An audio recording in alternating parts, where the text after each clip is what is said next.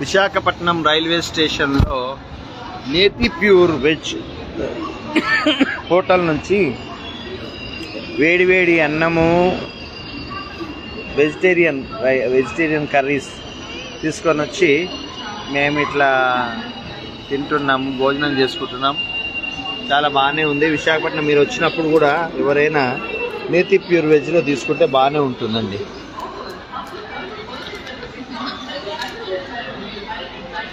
మా స్థుతి పాప అయితే ఎట్లా తింటుంది కదండి, ఎంత ఫాస్ట్గా తింటుంది.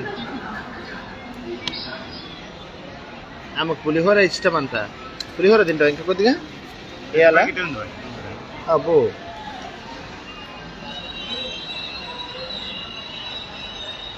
మాకు 4:30కి విశాఖ ఉంది.